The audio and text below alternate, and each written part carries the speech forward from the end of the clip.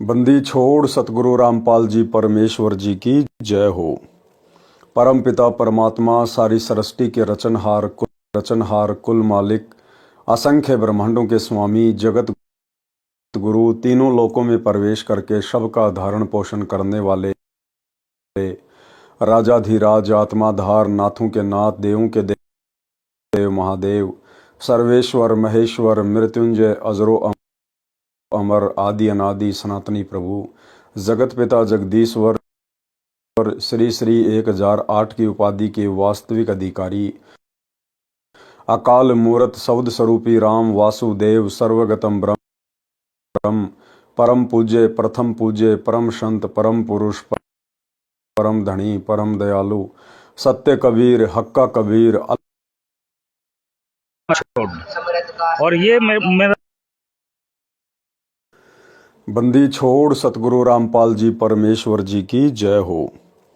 परम पिता परमात्मा सारी सृष्टि के रचनहार कुल मालिक असंख्य ब्रह्मांडों के स्वामी जगत गुरु तीनों लोकों में प्रवेश करके सबका धारण पोषण करने वाले राजाधिराज आत्माधार नाथों के नाथ देवों के देव महादेव सर्वेश्वर महेश्वर मृत्युंजय अजरो अमर आदि अनादि सनातनी प्रभु जगत पिता जगदीश्वर श्री श्री 1008 की उपाधि के वास्तविक अधिकारी अकाल मूर्त शब्द स्वरूपी राम वासुदेव सर्वगतम ब्रह्म परम पूज्य प्रथम पूज्य परम संत परम पुरुष परम धनी परम दयालु सत्य कबीर हक्का कबीर अल्लाहु अकबर बाखबर अल्लाह ताला जगत के तारणहार जगत के मुक्तिदाता जगत के जगन्नाथ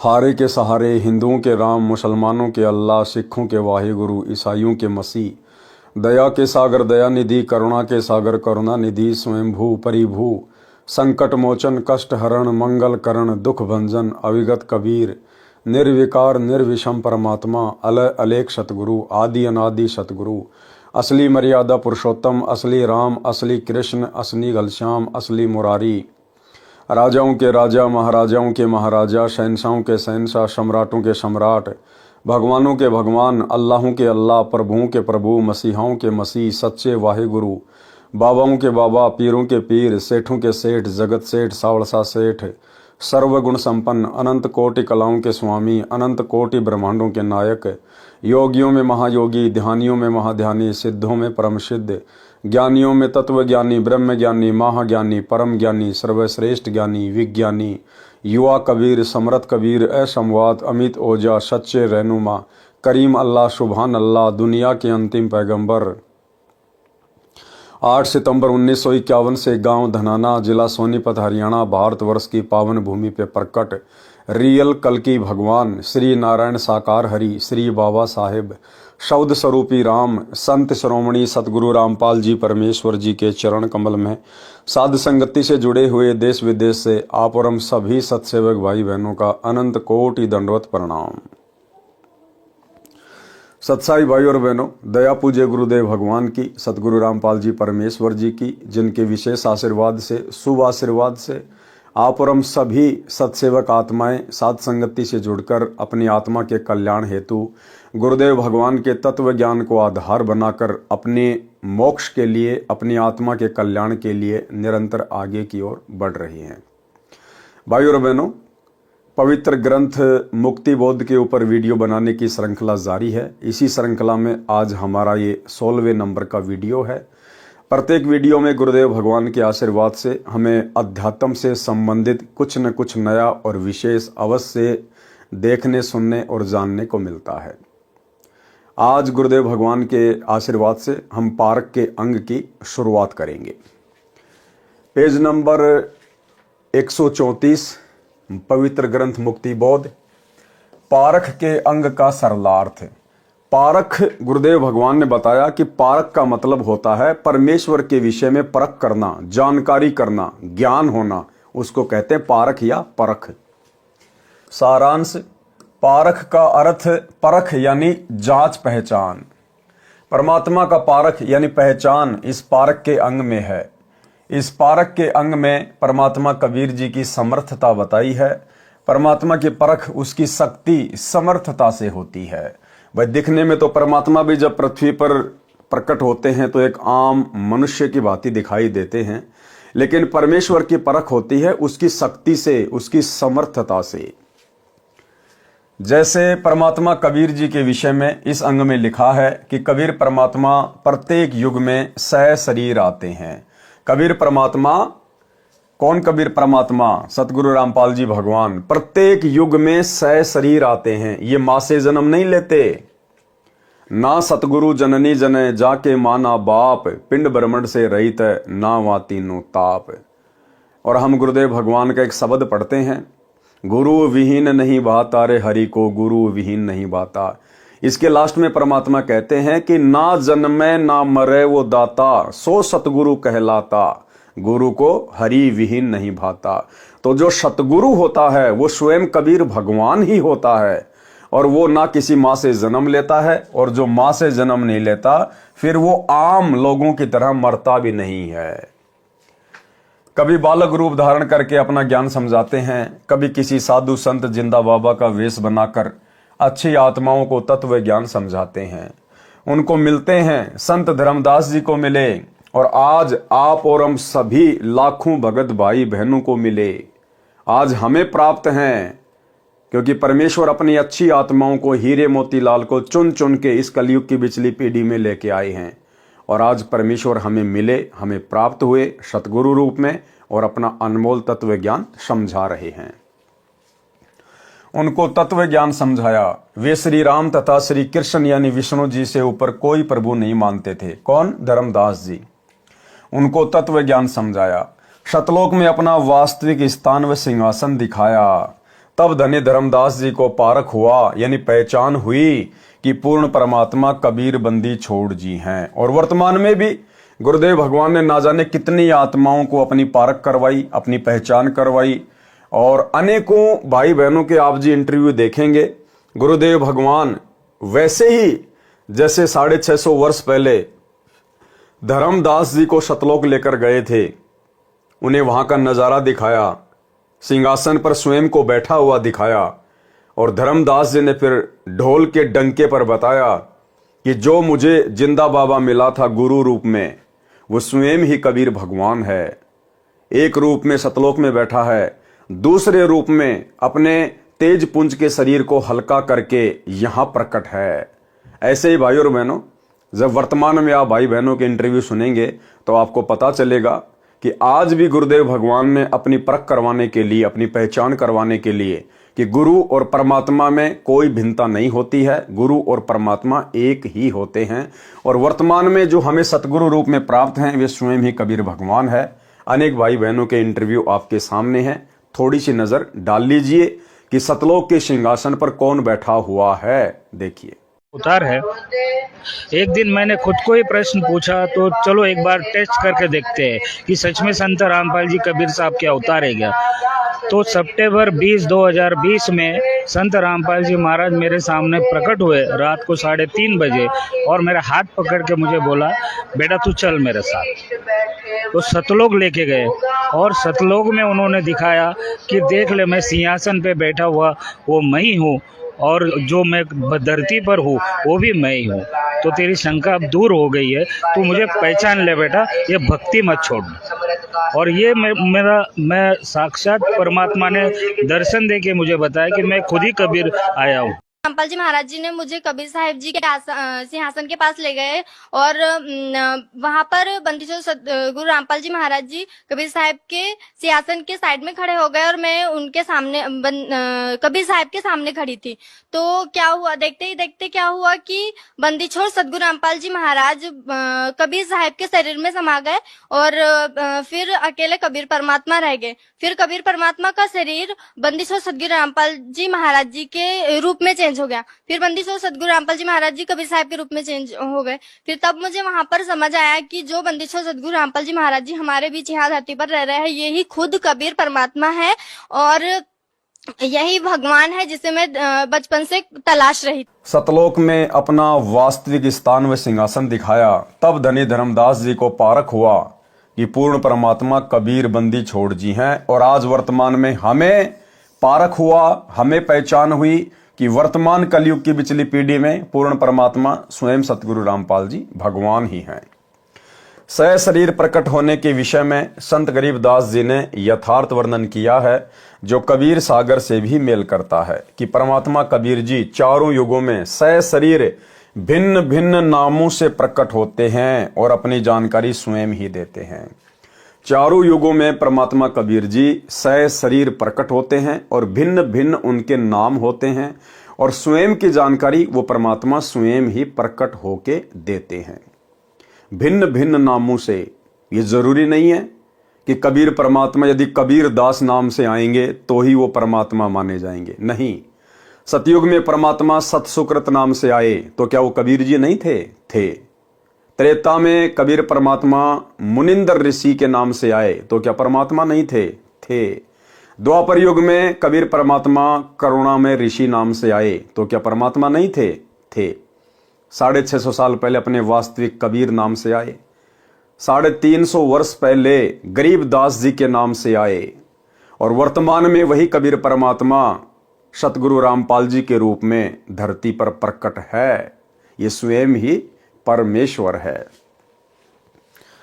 सतयुग में सतसुकृत नाम रहता है, त्रेता में मुनिंदर, द्वापर में करुणा में कहलाते हैं, कलयुग में कबीर नाम धराते हैं और अब कलयुग की पिछली पीढ़ी में संत रामपाल दास नाम धराते हैं। संत रामपाल दास।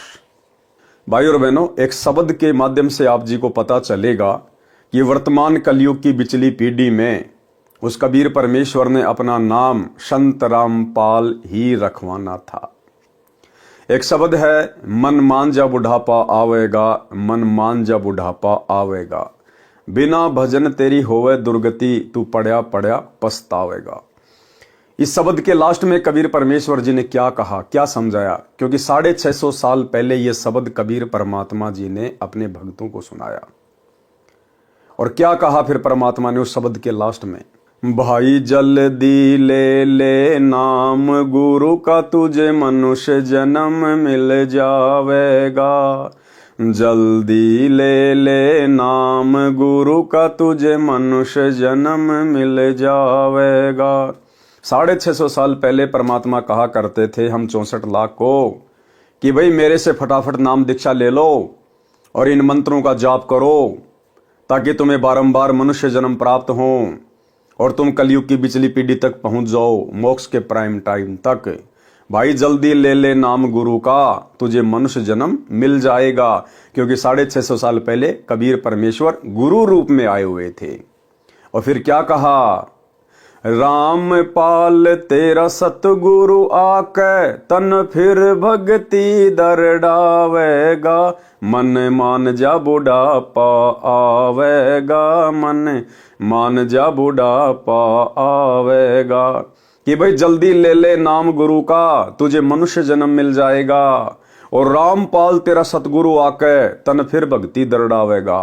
फिर कलयुग की पिछली पीढ़ी में मैं कबीर रामपाल दास नाम से जाऊंगा और फिर वापस तुझे भक्ति पे लगाऊंगा। तो भाइयों और बहनों, 650 साल पहले ही परमेश्वर ने अपने वर्तमान कलयुग की पिछली पीढ़ी में संत रामपाल नाम से आने की भविष्यवाणी कर रखी है। इसलिए यहां कहा गया है कि परमात्मा प्रत्येक युग में सहशरीर आते हैं और भिन्न भिन्न नामों से आते हैं। चारों युगों में सहशरीर भिन्न भिन्न नामों से प्रकट होकर अपनी जानकारी स्वयं ही देते हैं, क्योंकि ये भगवान अपनी जानकारी स्वयं ही दे सकता है। सतलोक के विषय में अन्य किसी को यहां जानकारी नहीं है। तो इससे स्वयं सिद्ध हो जाता है कि हमारे पूज्य गुरुदेव स्वयं ही कबीर परमेश्वर जी हैं। सतयुग में सतसुकृत नाम रहता है, त्रेता में मुनिंदर, द्वापर में करुणा में कहलाते हैं, कलयुग में कबीर नाम धराते हैं और कलयुग की वर्तमान पिछली पीढ़ी में संत रामपाल नाम रखवाते हैं। कलयुग में सन 1398 विक्रमी संवत 1455 में ज्येष्ठ महीने की पूर्णमासी को सुबह ब्रह्म मुहूर्त, सूर्योदय से लगभग 1.5 घंटा पहले के समय को ब्रह्म मुहूर्त कहते हैं। उसमें नवजात शिशु का रूप धारण करके काशी नगर के बाहर लहर तारा नामक तालाब में कमल के फूल पर सतलोक से आकर विराजमान हुए। इस घटना के प्रत्यक्ष दृष्टा ऋषि अष्टानंद जी थे, जो स्वामी रामानंद जी के शिष्य थे। प्रतिदिन उस लहर तारा सरोवर पर स्नान ध्यान करने जाया करते थे।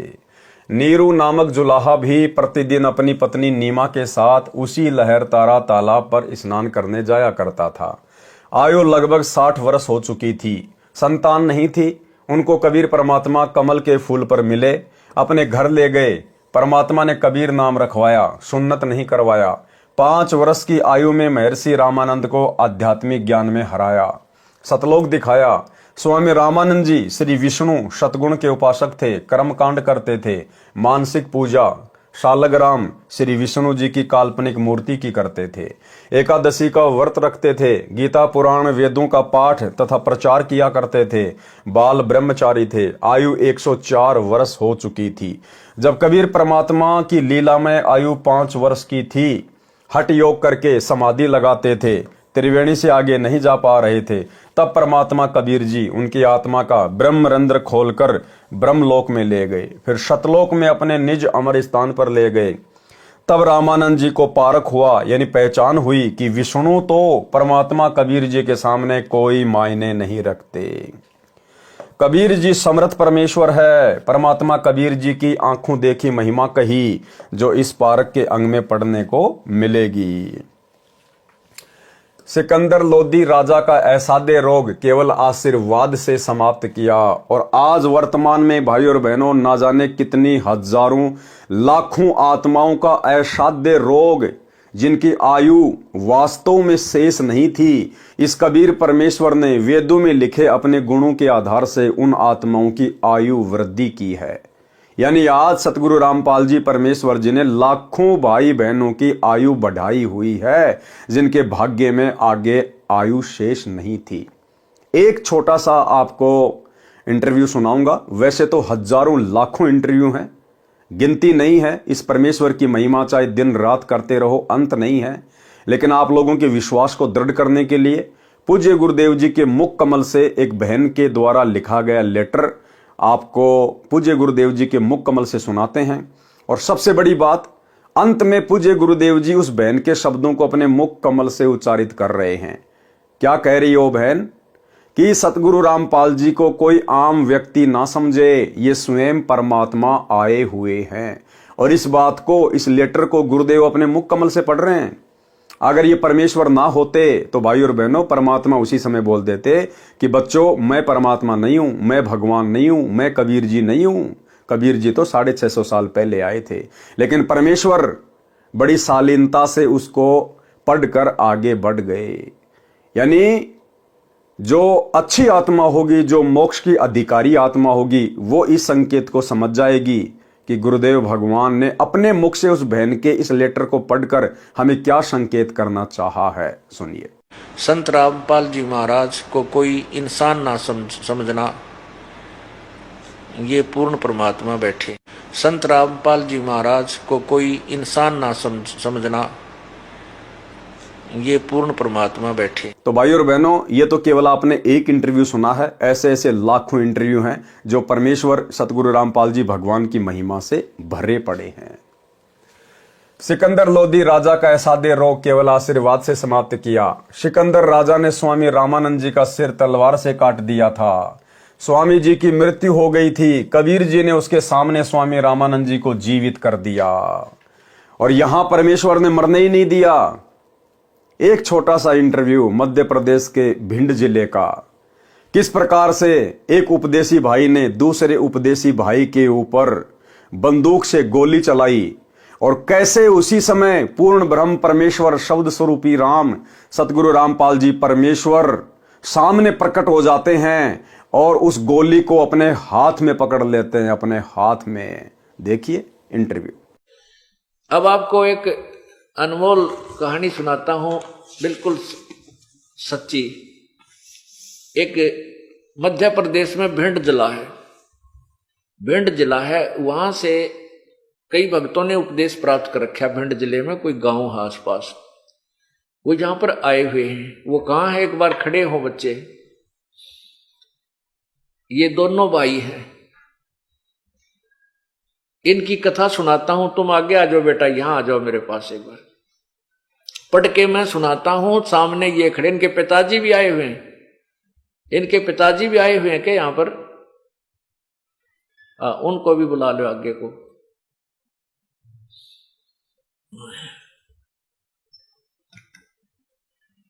अब इनकी क्या कहानी है मैं पढ़कर सुनाता हूं आपको और इनको आपके रूबरू करता हूं। मैं दास गजेंद्र सिंह, ये अपनी कथा लिखकर दी इन्होंने कि मैं दास गजेंद्र सिंह, मेरा बड़ा भाई नाम शिवभान सिंह उर्फ चट्टान सिंह उर्फ चट्टान सिंह, पुत्र श्री जयपाल सिंह, ग्राम है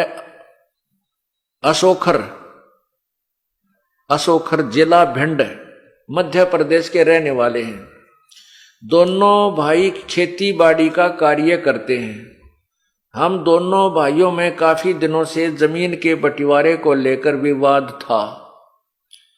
उसी के चलते दिनांक 12/6/2008 को समय सुबह 6 बजे बड़ा भाई बंदूक लेकर आ गया। जब मैं पशुओं को चारा डाल रहे थे, आकर कहा कि सावधान हो जा, और मुझ पर 10 फीट की दूरी से अपने हाथ में ली हुई 12 बोर की बंदूक से मुझ पर 2 फायर कर दिए, जिससे मेरे शरीर पर धुआं ही धुआं छा गया। मुझे गोली नहीं लगी और मेरा बड़ा भाई बंदूक लेकर भाग गया। और दूर जाकर मेरे बड़े भाई ने भगत राघवेंद्र सिंह को जाकर फोन करके बतलाया। ये राघवेंद्र सिंह आया है, उसको बुलाना।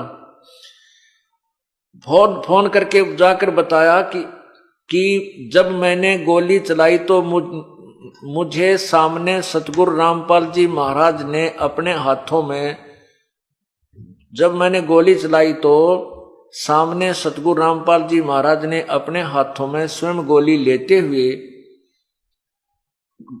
मुझे अपने हाथों में सतगुरु रामपाल जी दोनों गोली लेते हुए दिखाई दिए, जिससे मैं डरकर भाग आया हूं।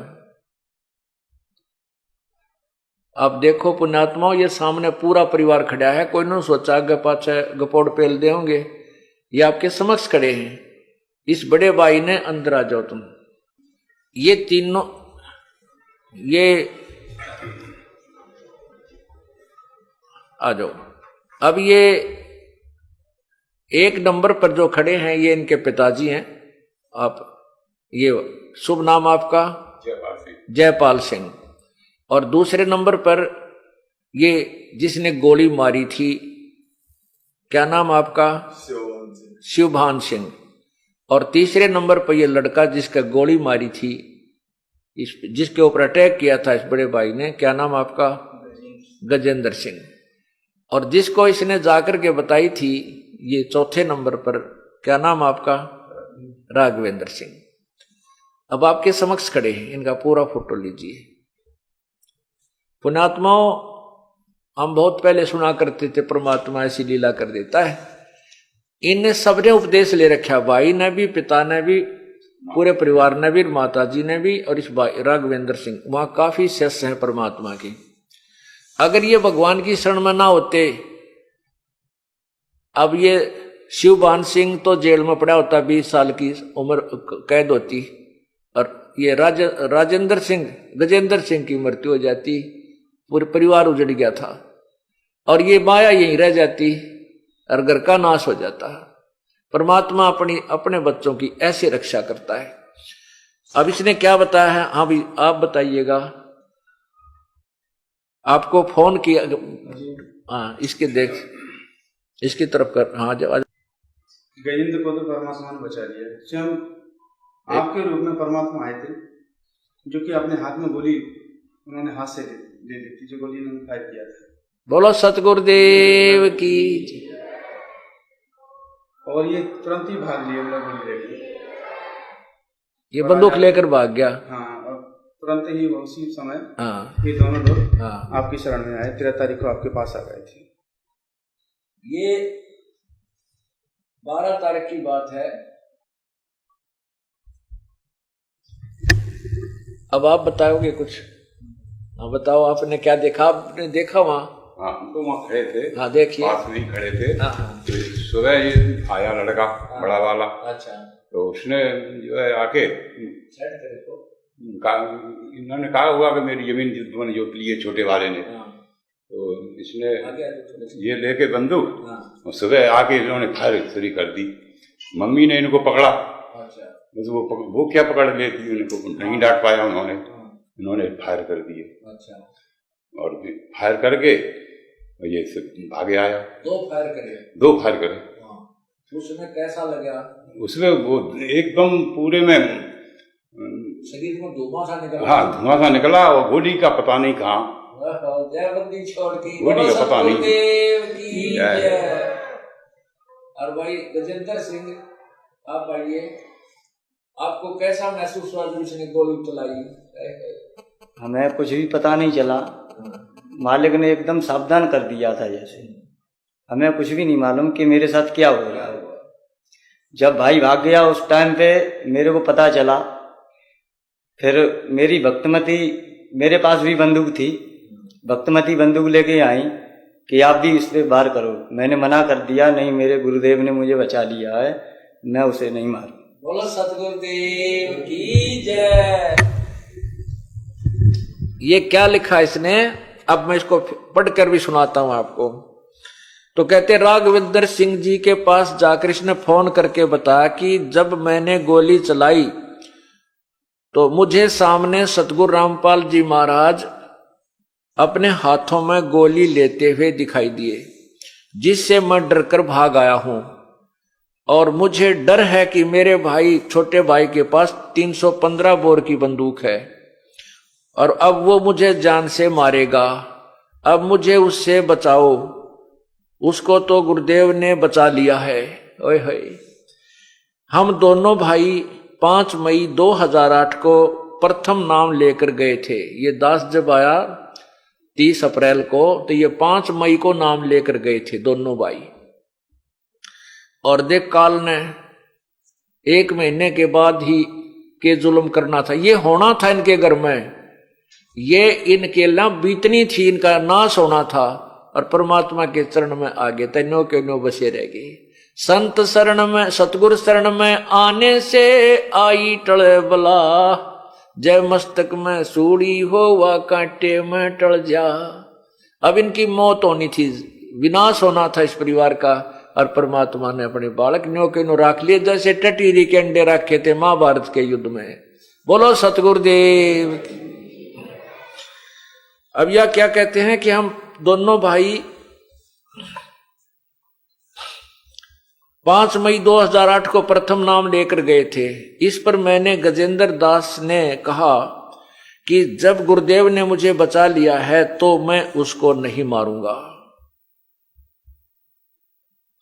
इस घटना के बाद हम दोनों भाई गुरुदेव के पास आश्रम में बरवाड़ा पहुंचे और आप बीती बताई। गुरुदेव का बहुत बहुत धन्यवाद किया कि आपने बहुत बड़ी दुर्घटना से हमें बचा लिया।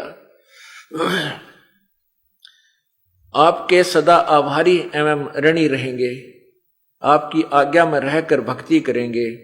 मैं आसपास कभी, हम आपस में कभी झगड़ा नहीं करेंगे। बोलो सतगुरुदेव की।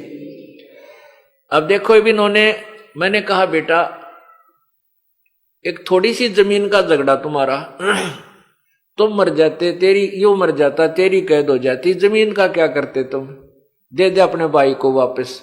इसने उसी समय कह दिया गुरुदेव आज से दे दी, मैं इस जमीन को नहीं रखूंगा। बोलो सतगुरुदेव की।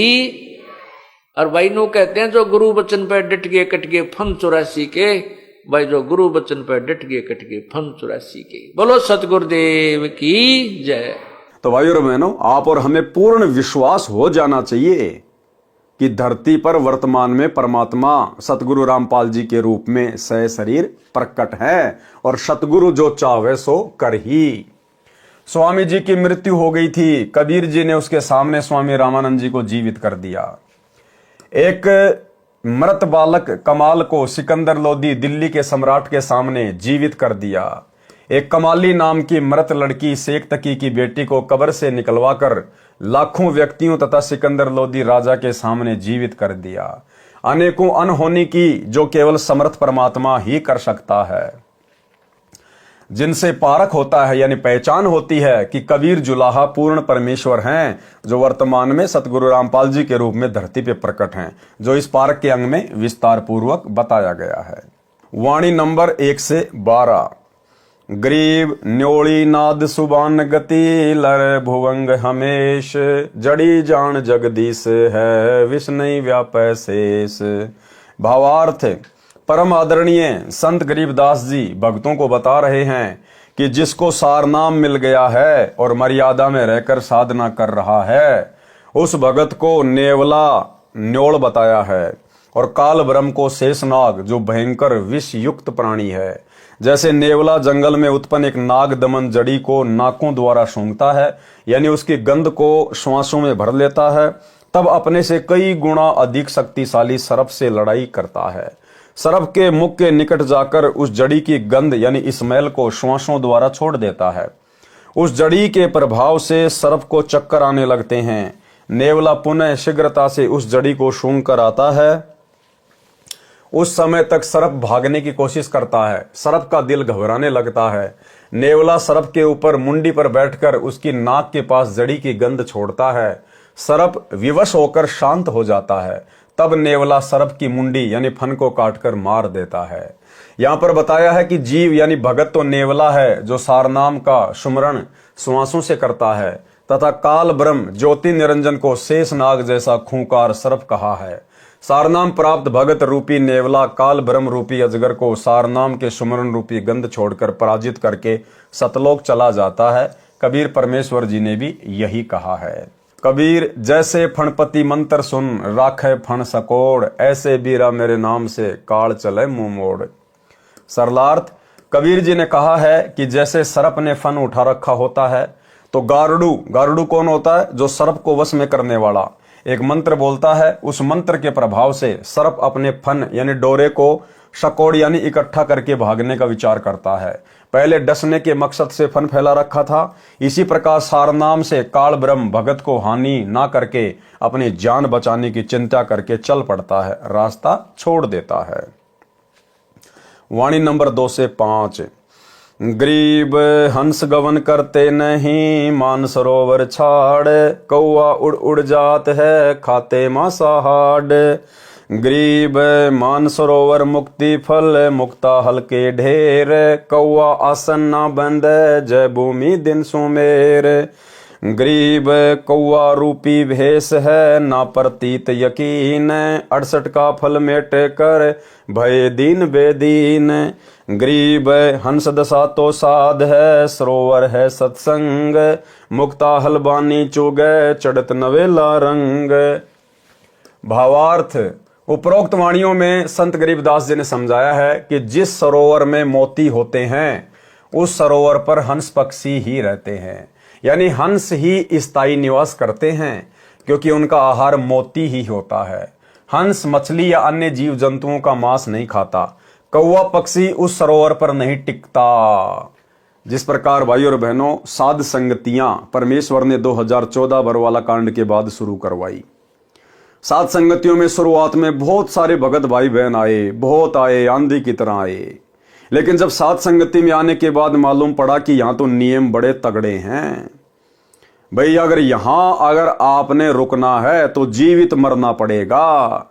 लेकिन भाई और बहनों वो टिक नहीं पाए, क्योंकि सरोवर पर केवल हंस की खुराक होती है। हंस ही रुक सकता है, क्योंकि उसकी खुराक मोती होती है।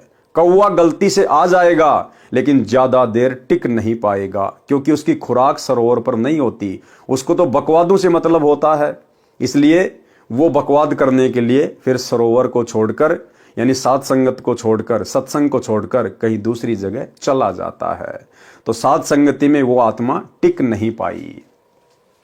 वह कुछ देर आता है, वहां मांस नहीं मिलता, फिर मांस खाने के लिए कहीं और उड़ जाता है, यानी बकवाद करने के लिए, राजनीति करने के लिए, टाइम पास करने के लिए, स्टेडियम बनाने के लिए, हॉस्पिटल बनाने के लिए, राजनीति करने के लिए, गुंडों की सीबीआई जांच के लिए, आरक्षणों के लिए, दुनिया भर की बकवाद के लिए। भाई साध संगति में इन चीजों के लिए कोई जगह नहीं है। सत्संग को सरोवर कहा है, और साध संगत हंस कहे हैं। साध संगत यानी हंस, परमेश्वर की अच्छी आत्मा, जिनको केवल भक्ति और भगवान से ही मतलब है, दुनियादारी से मतलब नहीं होता। तथा विकारी व्यक्ति कोए रूपी बताए हैं। भगत तो सत्संग प्रवचन रूपी मोती खाते हैं जो उनका आहार है, तथा शराबी कबाबी कोए रूपी हैं जो सत्संग में अधिक देर नहीं टिकते, परंतु भगत सत्संग छोड़कर अन्य स्थान पर नहीं जाते। जैसे सिनेमा देखना, नाचना, शराब का ठेका आदि स्थानों पर भगत नहीं जाते। तथा अन्य उपासना जो शास्त्र विरुद्ध है वह करने किसी देवी धाम, तीर्थ आदि पर नहीं जाते। जबकि हमारे बड़े भाई सतलोक आश्रम मैनेजमेंट हरियाणा वाले, गुरुदेव के कलयुगी बेटा बेटी, भाई बंधु रिश्तेदार, ये तो अयोध्या में जाके भंडारा लगाते हैं श्री रामचंद्र जी के भक्तों के लिए। ये तो नेपाल में जाके भंडारा लगाते हैं राम सीता विवाह महोत्सव में। ये तो गौशालाओं में जाके भंडारा लगाते हैं जहां पर यज्ञ हवन होते हैं महर्षि दयानंद वाले। तो ये हैं वो कौवे। वह करने किसी देवी धाम, तीर्थ आदि पर नहीं जाते। जो शास्त्र विरुद्ध साधना करने वाले पंथ हैं, उनके अनुयायी हमारे ज्ञान पर विश्वास न करके 68 तीर्थों पर भटकते रहते हैं। उनको ये ज्ञान नहीं है कि जिन महापुरुषों ने जिस स्थान पर साधना की है उनके नाम से वे स्थान प्रसिद्ध हैं। आप भी वैसी साधना करो, उन तीर्थ स्थानों पर जाकर उन 68 तीर्थों का गुण यानी लाभ प्राप्त नहीं कर सकते। उनका लाभ तो उसी प्रकार डटकर साधना करने से मिलेगा जिसको तीर्थ भ्रमण करने वाले मिटा रहे हैं यानी खो रहे हैं। वाणी नंबर 7, 9, 12। गरीब दरस परस नहीं अंतरा, रूमी वस्त्र बीच, पारस लोहा एक डिग पलटे नहीं अभीच। गरीब चार मुक्ति बैकुंठ बट सप्तपुरी सैलान, आगे धाम कबीर का हंस न पावे जान। गरीब पल से ती पल ना मिले, बोल लगे नहीं बोही, बिच तकिया महबूब का परमेश्वर की सोही। भावार्थ, पुराने समय में रोम देश का बना बहुत पतला वस्त्र आता था जिसे सेठ लोग पहनते थे। बताया है कि पारस पत्थर को लोहे से छू दिया जाए तो वह सोना बन जाता है। यदि पारस पत्थर और लोहा साथ साथ रखे हैं और उनके बीच में रूमी वस्त्र की मोटाई जितना भी फासला डिस्टेंस रह जाए तो चाहे लाख वर्ष रखे रहो, सोना नहीं बनेगा। इसी प्रकार संत के पास कपट रखने वाला व्यक्ति भगत बना दिखाई देता है, परंतु उस पर संत के पारस रूपी सत्संग वचनों का प्रभाव नहीं पड़ता। इसी प्रकार भाइयों और बहनों, वैसे तो गुरुदेव भगवान ने अपने सत्संगों में अनेकों बार जिक्र किया है, लेकिन आपको लेटेस्ट वाला सत्संग सुनाएंगे जो हिसार जेल से आ रहा विशेष संदेश। गुरुदेव भगवान ने स्पष्ट कर दिया है कि तुम जिन सारनाम प्राप्त भक्तों के ऊपर अंधविश्वास करके चल रहे हो ना, धोखा खा जाओगे, धोखा। तो गुरुदेव ने स्पष्ट कर दिया कि बहुत सारे भगत आपको ऐसे दिखाई देंगे जो हमारे साथ भी रहते हैं, सारनाम भी ले रखा है, लेकिन अंत में जब उनके कर्मों का पता चलता है तो हम भी सिर में हाथ मारते हैं। सुनिए गुरुदेव का छोटा सा सत्संग। फिर वो बताते हैं, गरीब कोट वर्ष करे साधों की, पत्थर का जल में क्या भीजे। चंदन बन में रंग लागे, एक बांस बेटन भी ना सीधे। परमात्मा गरीबदास जी कितना प्यारी व्याख्या करते हैं कि कोटि वर्ष करे संगत संतों की, सतगुरु की, पत्थर का जल में के भीजे। पत्थर को पानी में डाल दो कितने में, और 100 वर्ष के बाद निकाल लो, उसका कभी असर नहीं। उसको एक दूसरे एक साथ बिठा दो, जब आगे निकलेंगी चिंगारी पाटेगी, जबकि पानी से तो सब नरम हो जाते हैं। इसी प्रकार बताया है कि जो निकम्मी आत्मा है, पत्थर हो चुके हैं काल के बकवाद कर करके, वो सत्संग में कितने दिन रहो, उनका कभी असर नहीं हो, उन बकवाद करनी ही करनी। अब जैसे कई भक्त हैं, दिखे ऐसे हैं जैसे बहुत बड़े भगत है, बहुत निकट रहते हैं हमारे, और अंत में उनके कर्म इसे गद्दे पावे, हम सोच भी नहीं सकते। तो ये गलतियां हैं, इनको सुधारना पड़ेगा अपने। माई और बात तेरे काम न आवे, संतों शरण लागरे मुके सोवग पलत में बंदे जाग जाग नर जागरे जाग जाग नर जागरे। तो भाई और बहनों, आपको समझ में आ जाना चाहिए, खाली सार नाम लेने से, सार शब्द लेने से या 24 घंटे गुरुदेव भगवान के साथ में रहने से कोई भगत नहीं बनता, किसी में भक्ति प्रवेश नहीं करती है। परमात्मा कहते हैं बिन गुरु मिले मोहे न पाए। गुरु से मिलने का मतलब क्या होता है? अब हमें तो ऐसा लगता है कि वो भगत तो 24 घंटे गुरु जी के साथ में रहता है, गुरु जी से मिला हुआ है। नहीं, गुरु जी से मिलने का मतलब है गुरु जी की शिक्षाओं पे अमल करना। गुरु जी से मिलने का मतलब है गुरु जी के दिल में सच्ची भक्ति करके मर्यादा निभा के जगह बनाना। वो आत्मा गुरु से मिली हुई होती है। बाकी 24 घंटे साथ रहने वाला, दिन में 50 बार दंडवत करने वाला और शिक्षा गुरु जी की मानता नहीं है, मन में दोष है, छल है, कपट है, तो भाई वो चाहे कितना ही गुरु जी के चरणों में वो पड़ा रहे, वो गुरु जी से मिला हुआ नहीं है। तो हम भगत भाई बहनों ने इस भक्ति मार्ग पर केवल 2 ही चीजों को देखकर आगे बढ़ना है। पहला, अपना गुरु जो भक्ति का मूल है, भक्ति की रीढ़ है। दूसरा, गुरु का ज्ञान जो कभी भी हमें भटकने नहीं देगा, जो हमेशा हमारा सत मार्गदर्शन करेगा। तीसरा, यदि आप किसी भगत की बातों को फॉलो करते हैं तो उन बातों को फॉलो करने से पहले आप उस भगत की बातों को अपने गुरुदेव के ज्ञान से मेल कर लेना। अगर उसकी बातें, उसके विचार आपके गुरुदेव के अनुसार हैं, गुरुदेव के सत्संगों के अनुसार हैं, तो आप जी उस भगत को फॉलो कर सकते हैं, उसकी बातों का अनुसरण कर सकते हैं। अन्यथा ये धोखा यहां पर मत खाना। 7 नगरियां जो श्री ब्रह्मा, विष्णु, शिव जी तथा दुर्गा, ध्रुव, प्रहलाद आदि के लोक हैं, इनमें तो 4 मुक्ति वाले निवास करते हैं, फिर जन्म मरण में आते हैं।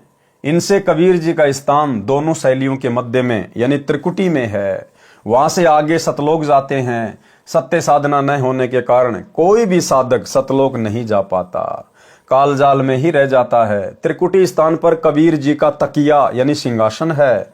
गरीबदास जी ने परमात्मा की सौगंध खाकर बताया है कि मैं सत्य कह रहा हूं। नोट, कुछ अज्ञानी व्यक्ति स्वयंभू बनकर बैठे हैं। वे वाणी नंबर 12 का अर्थ गलत करते हैं। कहते हैं कि इस वाणी में कहा है कि आंखों की पलकों को इतना बंद करो कि वे आपस में मिले नहीं, यानी आंखों को थोड़ा खोलकर सामने एकटक देखो, कुछ दिखाई देगा। वह परमात्मा है।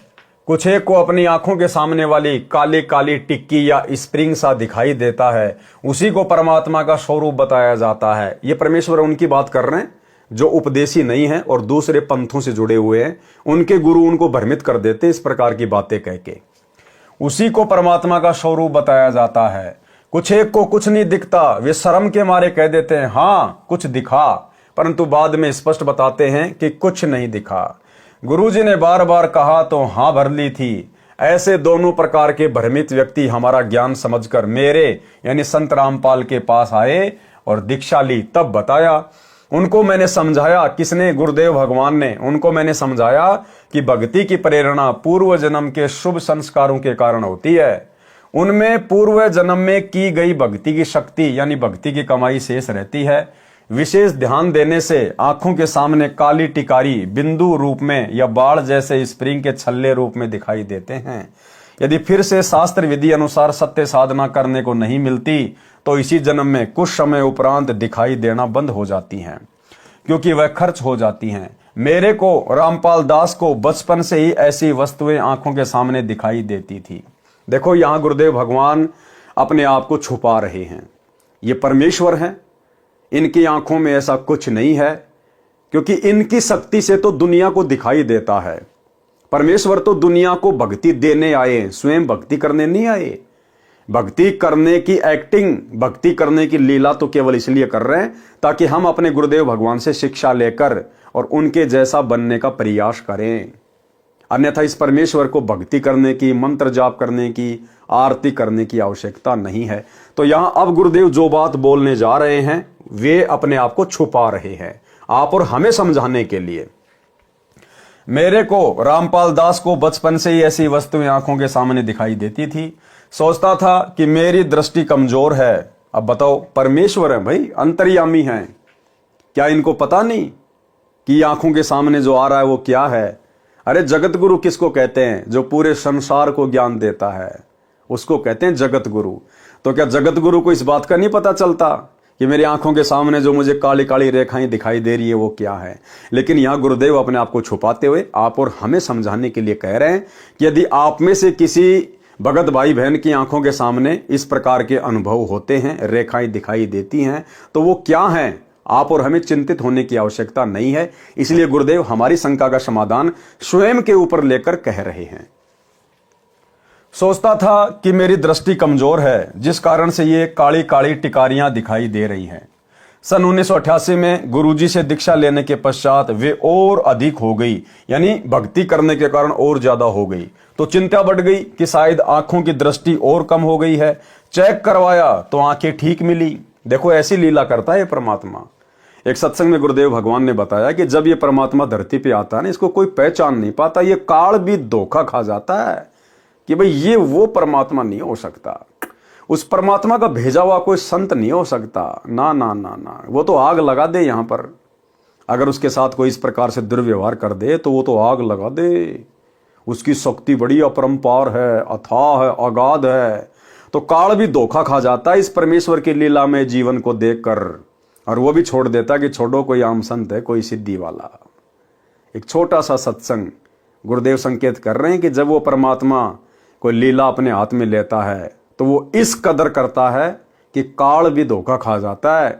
फिर जीव की बेचारे की क्या औकात, सुनिए। अंतर्यामी थे, लेकिन लीला जो भगवान करते हैं, जैसे 120 वर्ष धानक रूप में, दुलाय रूप में काशी में रहेगी, कोई आज तक नहीं समझ पाया वो भगवान थे। आज समझ में आ गया कि वो परमात्मा थे और हैं और रहेंगे। तो ये लीला ऐसी गजब की करता, कोई सोच भी नहीं सकता यू भगवान है रहे कैसे।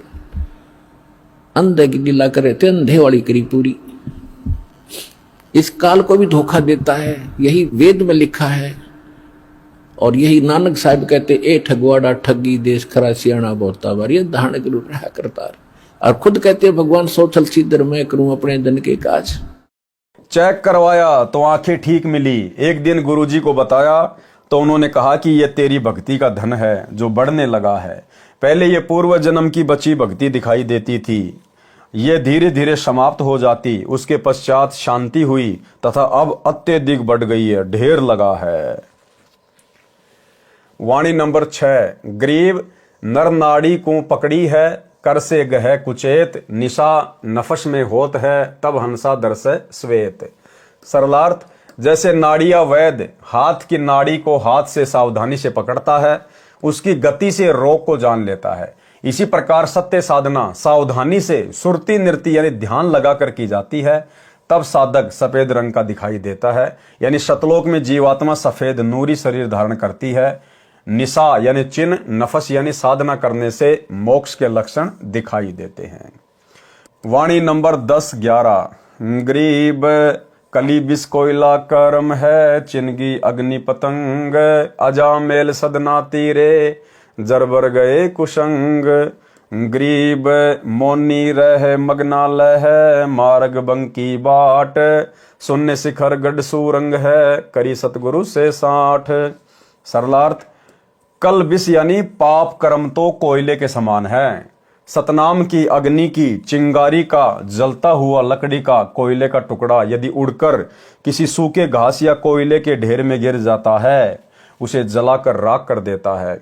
ऐसे सत्य साधना का पतंगा पापों को जलाकर राख कर देता है। इसी तरह पापी अजामेल तथा सदना कसाई तर गए थे, भवसागर से पार हो गए थे, उनके पाप जल गए, उनका कुशंग यानी बुरी संगत छूट गई थी। वाणी नंबर 13 से 33।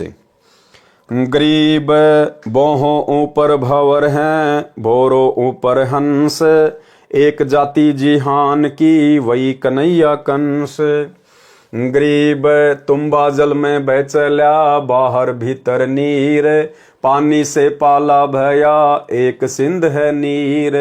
गरीब तंतुम्बा शून्य सिंध है, बाहर भीतर शून्य, ज्ञान ध्यान की गम करे, लगे धुनी में धुन। ग्रीब श्रवण चिस्मे नाक मुख तालु परी त्रिवेणी सुरती सैंस मुख गंग है मध्य महोदय एन। ग्रीब श्रवण चिस्मे नाक मुख तालु नहीं तलाव मन मोद दी है नहीं अलख अलय दरियाव। ग्रीब जैसे तार तंबूर का घोर करे घर माही ऐसे घट में नाद हैं बोलत पावे नाही। ग्रीब पिंड पड़े पक्षी उड़या मन सुआ सती भाए तन तिरगुण तीनों तजे कहो कहाँ रहे समाए। ग्रीब कुंडली में कुलफ है तहाँ वहाँ मन का बास पिंड परे पावे नहीं जो फूलन में बांस। ग्रीब नाभि नाद गुंजार है हृदय कमल में बास कंठ कमल वाणी कहे त्रिकुटी कमल प्रकाश। ग्रीब रिंचक नाव निनाव हैं सुरती नृति के मध्य हद्दी भूले हद्दी में बेहद्दी बेहद्दी। ग्रीब सुरती सुई नाका नीरख तिल में तालिब तीर 64 सिंध बह जहाँ पट्टन घाट हमीर। ग्रीब नैनों में जल कित बैस आत्म ताल समोए बिन बादल बरसै सदा दिल दरिया को धोए। ग्रीब हृदय हरि दरियाव है नैन घटा बरसंत कारे धोरे बदरा कोई साधु निरसंत। ग्रीब लोर लहर उठे सदा कारी घटा सुपेद ब्रह्मा अक्षर क्या लिखे भीगे चारों वेद।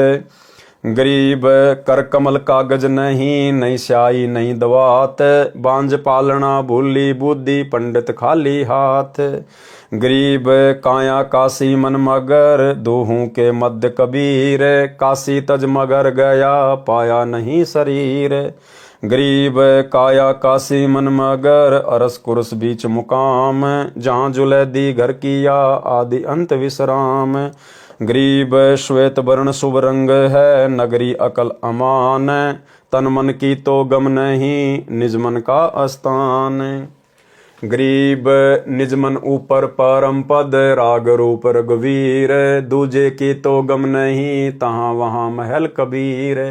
गरीब निज मन सेती मन मुआ मन सेती तन दे है देही में कुछ ना हुआ नाहक लाई खे। गरीब शुभ रंग से सब रंग हैं जेते रंग जिहान काया माया कल्प सब सिरजी चारों खानी। सरलार्थ शरीर में आंखों के ऊपर बोहों शैली के ऊपर भंवर एक बहते जल के चक्र समान मार्ग है उससे आगे हंस यानी जीवात्मा पहुंचकर एक समान हो जाती है। सत्य साधक ब्रह्मा विष्णु तथा शिव के समान शक्तिमान हो जाते हैं। इसलिए कहा है कि परमात्मा की भक्ति से एक जाति यानी भगत हो जाते हैं। जो पाप करते हैं वे कंस की श्रेणी में हो जाते हैं जो अच्छे कर्म करते हैं वे श्री कृष्ण जी की तरह आदरणीय हो जाते हैं। सब जीव परमात्मा की शक्ति के अंदर ऐसे ओतप्रोत हैं जैसे सूखे तुम्बे को सुराख करके जल में डाल दिया जाता है तो उसके अंदर भी जल तथा बाहर भी जल तथा उसको गति जल से मिलती है। इसी प्रकार जीव परमात्मा की शक्ति से भ्रमण करता है अच्छे बुरे जन्मों को कर्मों के अनुसार प्राप्त करता है। श्रीमद् भगवद गीता अध्याय 18 श्लोक 61 में कहा है कि ईश्वर है सर्वभूतानाम हृदय से अर्जुन तिष्ठति ब्राह्मेम सर्वभूतानि यंत्राणि माया। अर्थात हे अर्जुन शरीर रूप यंत्र में आरूढ़ हुए संपूर्ण प्राणियों को अंतर्यामी परमेश्वर अपनी माया से उनके कर्मों के अनुसार भ्रमण करता हुआ सब प्राणियों के हृदय में स्थित है यानी विराजमान है। गीता अध्याय 18 श्लोक 62 में कहा है कि तम एव शरणम गच्छ सर्व भावेन भारत तत्प्रसादात प्राम शांतिम स्थानम प्रापेशी शाश्वतम। अर्थात गीता ज्ञान देने वाला प्रभु कह रहा है कि हे भारत तू सब प्रकार से उस परमेश्वर की ही शरण में जा। उस परमात्मा की कृपा प्रसाद से ही तू परम शांति को तथा शाश्वत सनातन यानी अमर स्थान धाम यानी सतलोक को प्राप्त होगा।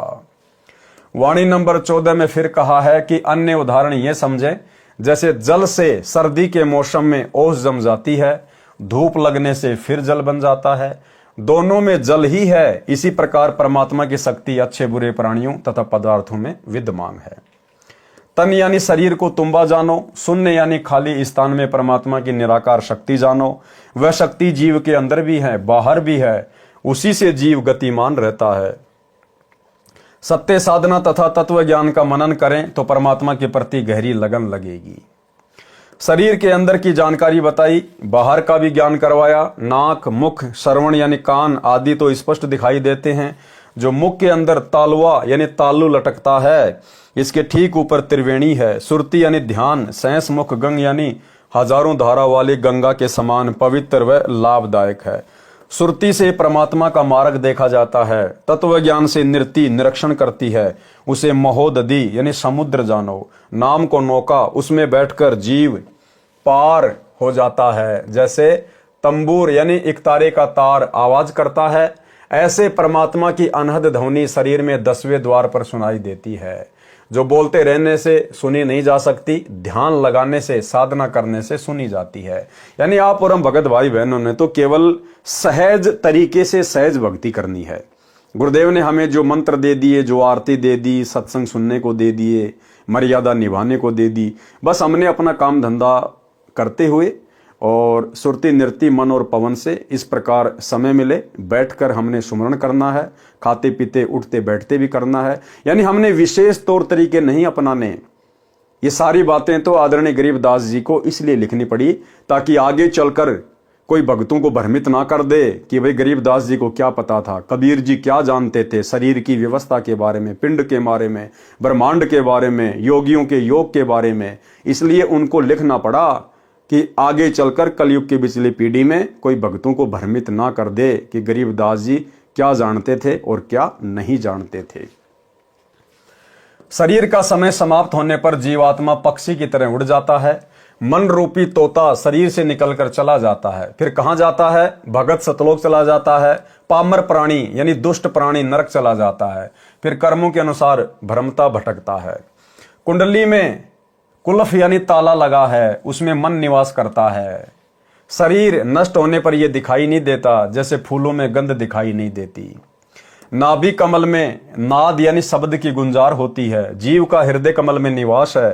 कंठ कमल से वाणी बोली जाती है। त्रिकुटी कमल में परमात्मा सतगुरु रूप में विद्यमान रहता है, वहां का विशेष प्रकाश है। सत्य नाम वास्तविक शक्ति देने वाला विशेष नाम है, जिसका रिंचक यानी थोड़ा सा सुमरण भी अत्यधिक लाभ देता है। परंतु नाम का जाप सुरती नृत्य यानी पूर्ण ध्यान के साथ करना चाहिए। क्या करें परमात्मा? परंतु नाम का जाप सुरती नृत्य यानी पूर्ण ध्यान के साथ करना चाहिए। और बारंबार आप सभी भाई बहनों को सत्संगतियों में यही संदेश दिए जाते हैं कि अब हम भगत भाई बहनों ने जो हम पहले खाते पीते उठते बैठते नहाते धोते चलते फिरते काम करते करते सुमरण किया करते थे, वो भी करना है। लेकिन अब हमने परमेश्वर के आशीर्वाद से जब हमें ये गूढ़ जानकारियां प्राप्त हो रही हैं, अब हमने सुरती नृत्य मन और पवन के साथ में यानी ध्यान लगाकर कुछ समय एकांत में बैठकर दुनिया के शोर शराबे से दूर, दुनिया के झंझट से दूर कुछ समय हमने परमेश्वर के नाम के ऊपर ध्यान लगाना चाहिए। यानी हम क्या सुमरण कर रहे हैं, क्या शब्द ले रहे हैं, क्या शब्द छोड़ रहे हैं। हमने दुनियादारी से हटकर, सारी चिंताओं से हटकर परमेश्वर के नाम पर ध्यान लगाना चाहिए। शुरुआत करेंगे 5 मिनट से, फिर धीरे धीरे 10 मिनट होगा, आधा घंटा होगा, 1 घंटा भी होगा। फिर तो ऐसा आनंद आएगा जिस दिन आप जी सुरती नृत्य मन और पवन के साथ एकांत में बैठकर जाप नहीं करेंगे, उस दिन आपको ऐसा लगेगा जैसे आज घर में कोई मर गया है, जैसे आज मेरा कोई चोर कुछ चुरा के ले गया है। मन आपका बेचैन रहेगा, आत्मा आपकी बेचैन सी रहेगी जब तक हम शांति से सुरती नृत्य से सुमरण नहीं कर लेंगे। हद्दी यानी काल लोक की सीमा में रहने वाले हद में भूले हैं। बेहद्दी जो अपने को काल की हद से परे मानते हैं, वे भी भूल में हैं, वे ब्रह्मलोक तक जा सकते हैं। सुरती से ब्रह्मरंध्र रूपी सुई का नाका जानकर उसके अंदर से धागा रूपी मन डालकर ध्यान लगाएं। यानी भक्ति को हम ध्यान से करें, सुरती नृत्य लगाकर करें।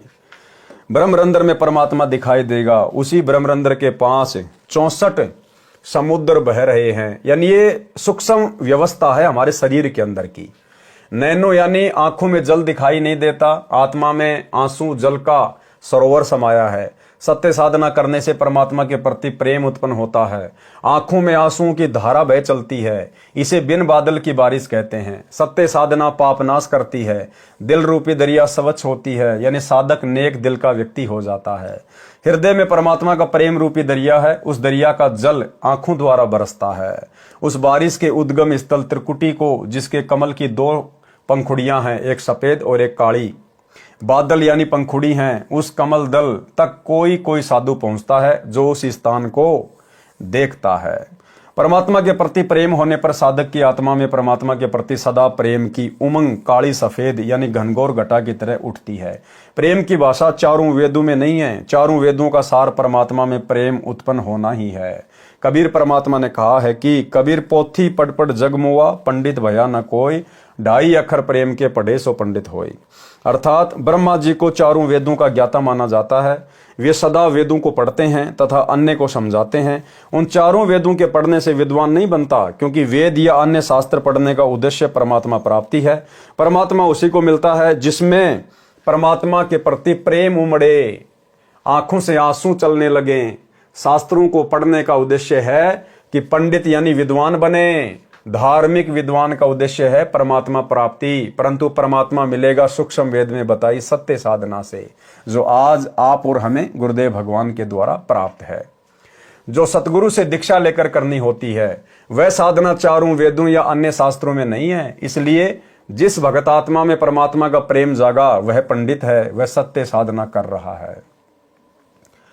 पंडित जन तो चारों वेदों को पढ़ते हैं, कागज पर लिखते हैं या ताड़ के वृक्ष के पत्तों पर लिखते हैं। ताड़ के पत्तों पर शाही कलम की आवश्यकता नहीं होती है, उसमें परमात्मा प्राप्ति का मार्ग नहीं है। उन पंडितों की तो ऐसी दशा है जैसे बांझ स्त्री बच्चे का पालन छोटा झूला लिए हो, उसे भूल लगी है, उसके पालने में उसकी पुत्र पुत्री नहीं लेट पाएगी, फिर उस पालने का औचित्य क्या रह जाता है। जैसे बांझ स्त्री संतान बिना खाली हाथ है, ऐसे वेदों वाले विद्वान खाली हाथ हैं, उन्हें परमात्मा नहीं मिल सकता। भाई और बहनों ध्यान रखना, यहाँ परमात्मा केवल आप और हमें या जगत वाले भाई बहनों को जो वेदों को ही सब कुछ मानते हैं उनको समझाने के लिए यहाँ पर बांझ स्त्री का उदाहरण दे रहे हैं। वर्तमान में गुरुदेव भगवान की संगत में उनकी कोई ऐसी शिष्या जिसको संतान उत्पत्ति नहीं है, आम सांसारिक परिभाषा में जिसे बांझ कहा जाता है, हालांकि वो बांझ नहीं है। ना तो वो जगत वाली बहन जिसके संतान नहीं है, ना तो वो बांझ है, और ना इस भक्ति मार्ग में जो हमारी गुरु बहन है ना वो बांझ है। वो बहनें, वो माताएं इस संसार की सर्वश्रेष्ठ आत्माएं, सर्वश्रेष्ठ आत्माएं। आप और हम भगत भाई बहन जिनके 2-2 बच्चे, 3-3 बच्चे या किसी के 1 बच्चा है, आप और हम तो उनके नाखून के बराबर भी नहीं है। इस भक्ति मार्ग में जिन माता बहनों के संतान नहीं है, आप और हम फिर भी अपना पैर काल के जाल में फंसा सकते हैं। आप और हमारा फिर भी चांस कम है, लेकिन यदि वो माता बहनें जिनको वर्तमान में संतान नहीं है और उनको वर्तमान में संतान विशेष तौर पर गुरुदेव भगवान के आशीर्वाद से नहीं है, वो परमात्मा की विशेष आत्माएं हैं, उनका किसी के साथ में कोई झंझट ही नहीं है, उनका पिछले जन्म जन्मांतरों का किसी के साथ कोई ऋण नहीं है, इसलिए उनके संतान नहीं है। वो तो बिल्कुल प्योर आत्माएं हैं, प्योर। अगर वे आत्माएं दृढ़ विश्वास करके अपने गुरुदेव भगवान के प्रति अगर भक्ति पर लगी रहें, उनका तो बेड़ा 101% पार है इसी जन्म में। तो आप और हमसे भी ज्यादा उत्तम और श्रेष्ठ आत्माएं हैं जिनकी वर्तमान में कोई संतान नहीं है, वो चाहे जगत वाली माता बहन हो या चाहे भक्ति मार्ग में हो, वो तो बहुत ही श्रेष्ठ और परमात्मा की विशेष प्यारी आत्माएं हैं। परमेश्वर कबीर जी भारत देश के काशी बनारस शहर में 120 वर्ष लीला करके मगर नगर में पैदल चलकर मरने गए थे। मरने का मतलब है परमात्मा वहां से अपने सतलोक को प्रस्थान करने के लिए गए थे। ये सांसारिक भाषा के हिसाब से लिखा है गुरुदेव भगवान ने। काशी नगर के पंडितों ने भ्रम फैला रखा था, जो काशी शहर की सीमा में मरता है वह सीधा स्वर्ग में जाता है, जो मगर नगर में मरता है वह गधे का जीवन पाता है तथा नरक में जाता है। परमेश्वर कबीर जी कहा करते थे कि सत्य साधना शास्त्रों के अनुसार करने से तथा पाप त्याग कर धर्म कर्म करने से परमात्मा मिलता है। शास्त्र विधि अनुसार साधना करने वाला चाहे काशी मरो चाहे मगर मरो, वह अपनी साधना अनुसार ऊपर के लोकों में स्वर्ग सुख प्राप्त करेगा, तथा इसके विपरीत साधना करने वाला वह पाप करने वाला सीधा नरक जाएगा या गधा बनेगा, चाहे मगर मरे चाहे काशी। अपने वचनों को सत्य प्रमाणित करने के लिए कबीर परमात्मा जी ने पंडितों तथा काजियों मुल्लाओं से कहा कि मैं मगर स्थान पर मरूंगा, यानी शरीर छोड़ूंगा और स्वर्ग महास्वर्ग ब्रह्मलोक से भी उत्तम स्वर्ग सत्य लोक में जाऊंगा। आप पंडित जन अपना अपना पतड़ा पोथी ज्योतिष वाले साथ ले चलना तथा देखना कि कबीर कहाँ गया है। कबीर परमेश्वर जी काशी को त्याग कर मगर गए। वहां एक चद्दर नीचे बिछाई, उसके ऊपर श्रद्धा से श्रद्धालुओं ने कुछ फूल बिछाए। उन चद्दर पर बिछे फूलों के ऊपर परमात्मा कबीर जी लेट गए। ऊपर एक चद्दर ओढ़ ली। कुछ समय पश्चात आकाशवाणी हुई कि पर्दा उठाकर देखो, उसमें मुर्दा नहीं है। देखो मैं कबीर सशरीर सतलोक जा रहा हूं। पंडित जन पतरा पढ़ रहे थे और ज्योतिष लगा रहे थे, कह रहे थे कि इस घड़ी मुहूर्त में मरने वाला नरक जाता है, उसकी गुदा द्वार से प्राण निकलता है। चद्दर उठाकर देखो, ऊपर कबीर नहीं गया है, कोई यमदूत छल कर रहा है। चद्दर उठाकर देखा तो वहां परमात्मा कबीर जी का शरीर नहीं था। पंडितों को फिर भी विश्वास नहीं हो रहा था। काशी को काया जानो मगर जानो मन, परमात्मा कबीर जी का तो सब स्थानों पर अधिकार है। उनका वास्तविक निवास स्थान है जहां पर जुलैदी कबीर जुलाहे का आदि तथा अंत यानी सदा का ठिकाना है, यानी सृष्टि रचने से पहले भी वही ऊपर के स्थान में थे।